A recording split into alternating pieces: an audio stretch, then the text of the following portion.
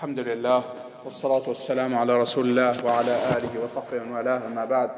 Honorable Sheikh, Dr. Abu Abdullah, Abdurrahman Al-Omaisan, may Allah preserve him, protect him, and reward him for us. حفظه Allah started by mentioning the hadith, the statement of the Messenger sallallahu alayhi wa sallam, which is collected by Imam Muslim, rahimahullah. The Messenger sallallahu alayhi wa sallam, he said, what means the strong believer is better and more beloved to Allah than the weak believer. There's no doubt that the belief and the strength in belief is something that is beloved to Allah subhanahu wa ta'ala.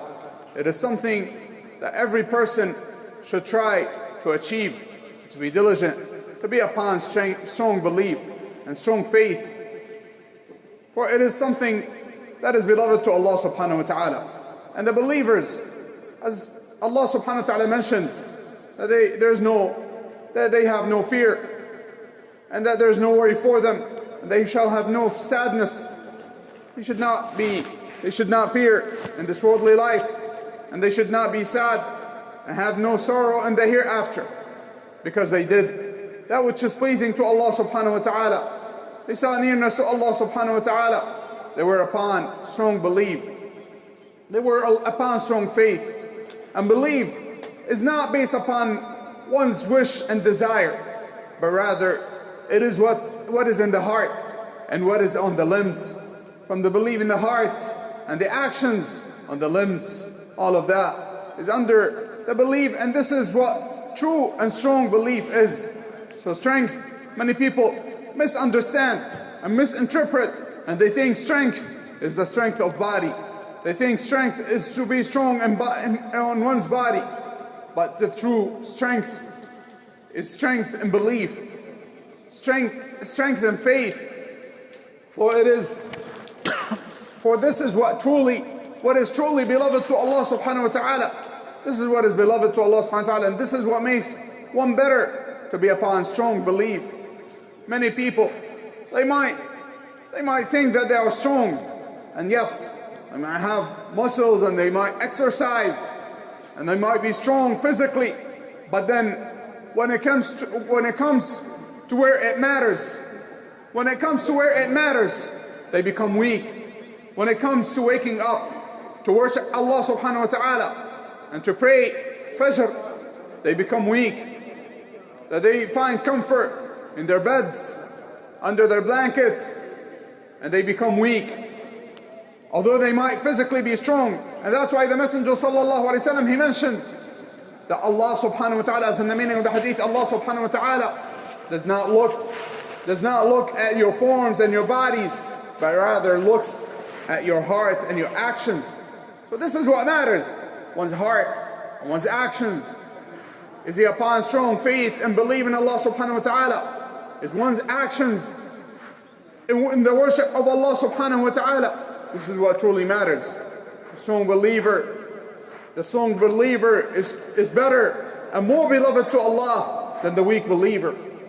And that necessitates for us, if we know that this is what is beloved to Allah subhanahu wa ta'ala, and if we truly love Allah subhanahu wa ta'ala, then we should seek nearness to Allah subhanahu wa ta'ala, and we should strive to that which is beloved to Him subhanahu wa ta'ala, to be upon strong belief, to be upon the worship of Allah subhanahu wa ta'ala, seeking nearness to Allah subhanahu wa ta'ala, to strengthen our belief.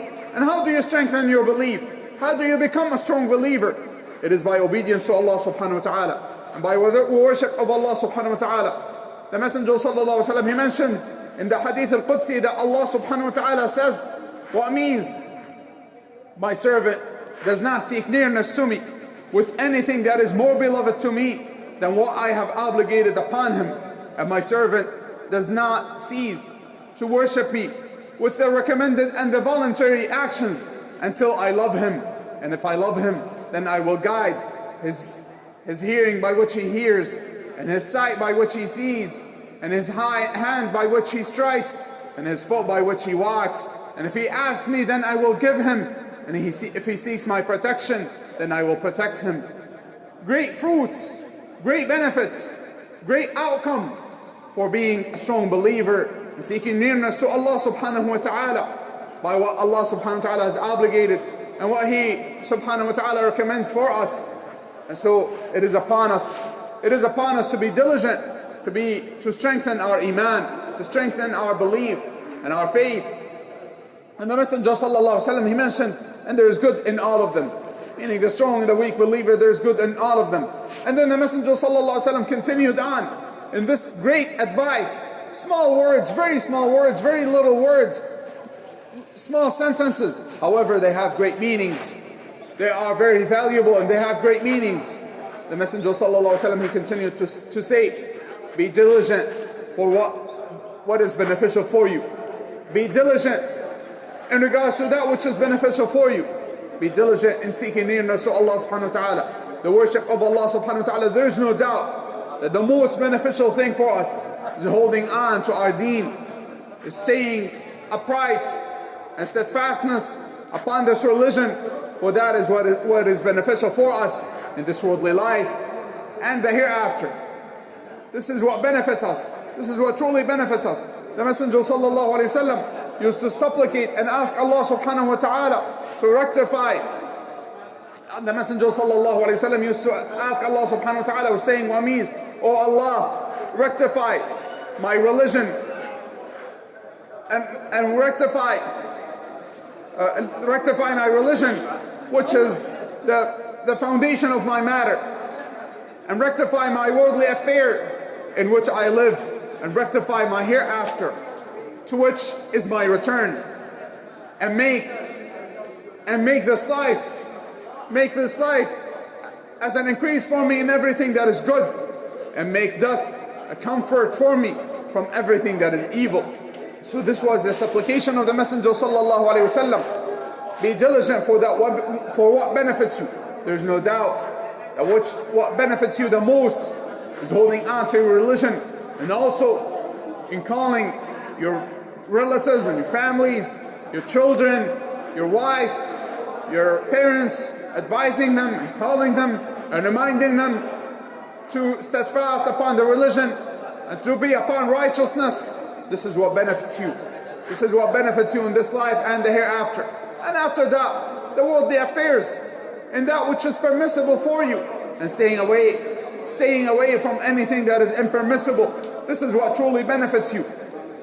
The impermissible things and the impermissible means, they might give you temporary pleasure or happiness, but know with certainty that they do not benefit you. Be diligent in leaving them, for leaving them is what truly benefits you.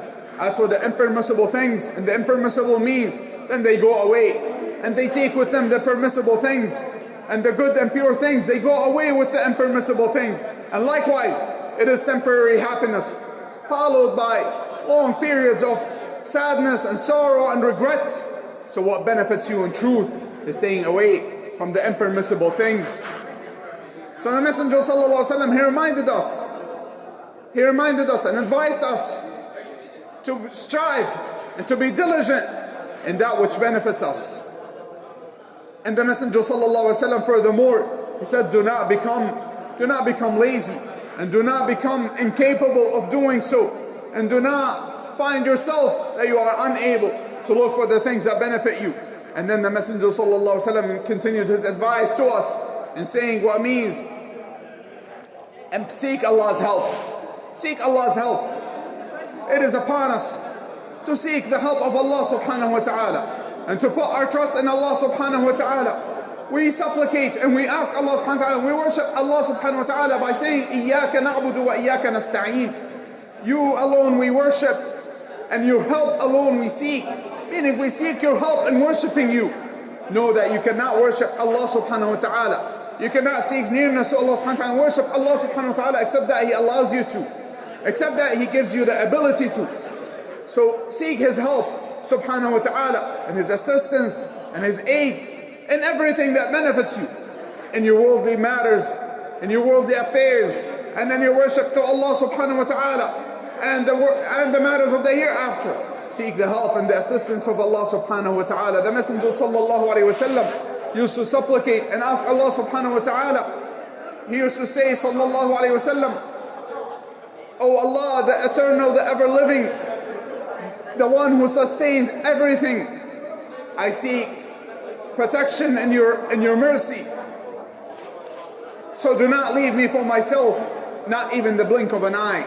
The Messenger ﷺ used to put his trust upon Allah subhanahu wa ta'ala and seek refuge. The Messenger ﷺ used to seek refuge in Allah subhanahu wa ta'ala, that he would make him put his trust upon himself. And so Allah, put your trust in Allah. Seek the assistance and the help of Allah. Strive for that what benefits you. And put your trust upon Allah subhanahu wa ta'ala. And do not say for anything that happens, or anything that happens, do not say, if I did this, then it would have been such and such. For if opens the door of the shaitan. This is a warning from the Messenger sallallahu alayhi wasallam. I'm saying, if many people, they go into, if I did this, then it would have been such and such. If I took this road, if I did this, if I did that, all of that is impermissible. Because in truth, this is a form of being dissatisfied, of showing dissatisfaction with the decree of Allah subhanahu wa ta'ala. And know that everything that happens to you is in the decree of Allah subhanahu wa ta'ala. Allah subhanahu wa ta'ala has decreed it for you. So do not say, if I had this, if I had done this, if I had done that, if I avoided this, if I avoided that. No, rather put your trust in Allah subhanahu wa ta'ala truly, and know that what happens to you is in the decree of Allah subhanahu wa ta'ala. As Allah subhanahu wa ta'ala says in the meaning of the ayah, perhaps you dislike something that it is good for you, and perhaps you would love something and it is bad for you. And Allah knows and you do not know. You don't know where good is. Allah subhanahu wa ta'ala is the all-knowing. He subhanahu wa ta'ala decrees for you. And so it is upon us to be satisfied and happy with what Allah subhanahu wa ta'ala has decreed for us. Ibn Mas'ud radiyallahu anhu, he said, it is better for me. I find that it is better for me to bite on a burning coal than to say, if I did this, or I wish I did that. Because this is a form of showing dissatisfaction with the decree of Allah subhanahu wa ta'ala. Believing in the decree of Allah subhanahu wa ta'ala, and that everything that happens is in the decree and the will of Allah subhanahu wa ta'ala, is a part of believing in Allah subhanahu wa ta'ala. So put your trust in Allah subhanahu wa ta'ala. And don't say, if I did this or if I did that, but rather, as the Messenger sallallahu alaihi wasallam said in the continuation of the meaning of the hadith, but rather say, it is the decree of Allah, and He did whatsoever He willed. It is the decree of Allah subhanahu wa ta'ala. Whatever happens to you is in the decree of Allah subhanahu wa ta'ala. So do not despair, and do not show any form of dissatisfaction, but rather be pleased with what Allah subhanahu wa ta'ala decreed for you. We ask Allah subhanahu wa ta'ala to protect us and to give us the beneficial knowledge and the righteous good deeds. Wa sallallahu wa sallam wa baraka ala nabiyyina Muhammad wa ala alihi wa ashabihi ajma'in.